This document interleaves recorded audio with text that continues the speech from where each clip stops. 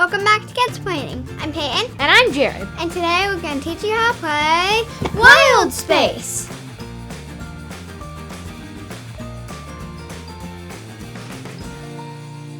In Wild Space from Pandasaurus games, players are competing to build the best crew to explore planets in a newly discovered galaxy. The game includes captain cards, crew cards, planet tiles, spaceship tokens, and hostile planet cards, which are for the solo mode, but we won't be covering that in this video. During the game, you'll be exploring new planets and trying to build your crew in order to have the most points at the end of the game.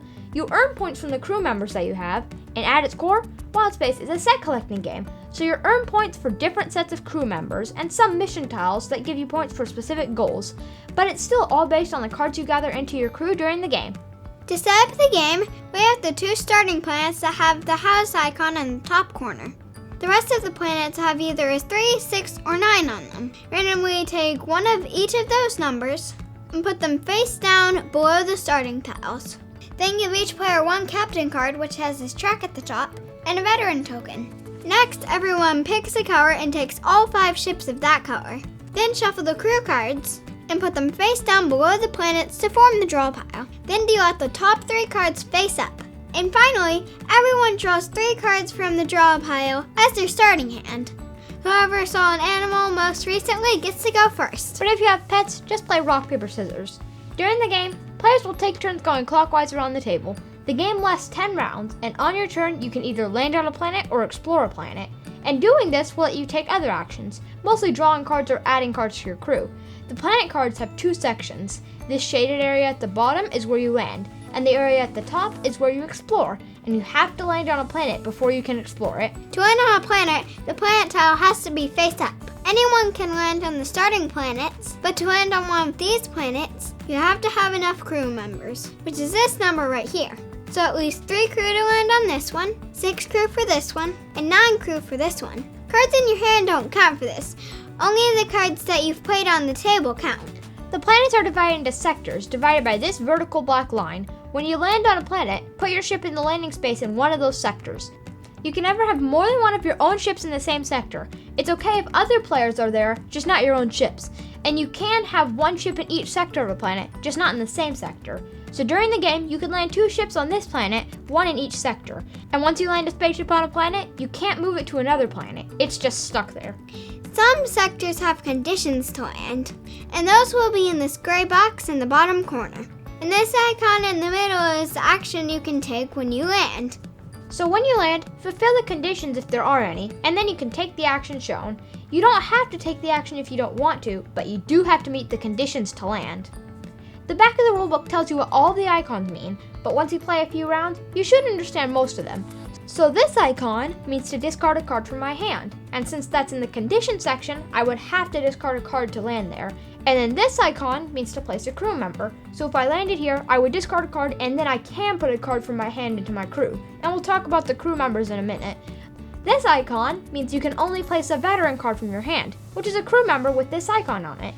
And when you see an action or a condition that has a black line between it, that means you get to choose which one. So if I land here, I can either draw 1 card or place 1 card with this icon into my crew. When you draw a card, you can either take from one of the face-up cards or take the top card from the draw pile. And as soon as you draw from the face-up cards, you immediately replace it. So if I need to draw 3, I draw 1, then replace it, then draw another, then replace it, then draw another, and immediately replace it. The second action you can do on your turn is to explore a planet. When you do that, you move a ship that's already landed on a planet and move it straight up into the exploration zone. Then you do the action at the top of that card. Once a ship is explored, it's done for the rest of the game. So that's why the game lasts 10 rounds. You have 5 ships, and each ship will land on a planet, then explore it. So now let's talk about your crew. During the game, you will add cards to your crew by taking actions that let you play a crew card. There's 3 types of crew members: specialists, robots, and emissaries. Specialists are blue, and emissaries are this reddish brown. And they both have an animal icon. And there's 6 different species of animals, which is important for scoring. Robots have a green background, and they mainly just score you points at the end of the game. A lot of crew members have an occupation, which is this icon in the corner of the card. Again, this is important for the set collecting and scoring. And some actions are either specific to an occupation, or they require an occupation or type of card, like on this planet. If I land on this side, I can play one of these types of cards. And if I land on this side, I have to discard one of these two types of cards. We also mentioned the veteran icon earlier. Anytime you place a veteran, you move the veteran token up one spot on your captain's card, and you use the ability in that spot. So with this captain, the first time I play a veteran card, I get to draw one card, and the second time I get to draw two cards. And that's anytime you actually play a veteran into your crew. It's not just having it in your hand. Some crew members let you take actions when you play them, and some have conditions that have to be met to play them. The conditions, if there are any, will always be in a blue circle like this, and the action will be in the ability circle at the bottom of the card. So for this card, I have to already have a pilot in my crew, and then when I play it, I get to play another specialist. And you can string together some really good combos where you play cards that let you play other cards or draw more cards, and some let you take cards straight from the draw pile and play it straight into your crew. So even though there's only 10 turns, if you're strategic with the cards you play and the order you play them, you can build a really big crew. And speaking of a big crew, at the end of your turn, you always check to see if you've discovered a new planet. And you discover a new planet by having either the same number or more crew members than the number on the planet. So at the end of my turn, if I have 6 or more crew members, I'll turn over this planet. And now anyone can explore it as long as they have enough crew members.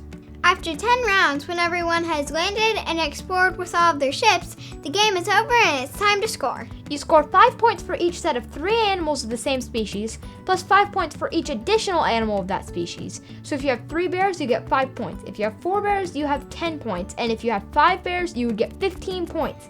It just keeps going. 5 points for each additional animal of that species. You also get 15 points for each complete set of all 6 animals on your crew. The emissary cards have missions on them. If you completed the mission, then you get the points shown. So for this one, I get 5 points if I have more botanists than any other player. Some robots give you points, and those will just be shown on the card. And then if you got far enough on the veteran track on your captain card, you'll get the points shown. Whoever has the highest score at the end of the game wins. If there's a tie, the player with the smallest crew wins. And if there's still a tie, you just have to share the victory. And that's Wild Space. If you have any questions, or if you have a game you want us to teach, leave us a comment. Thanks for watching. And be sure to subscribe right here. And watch some of our other videos over here. See you later. Bye!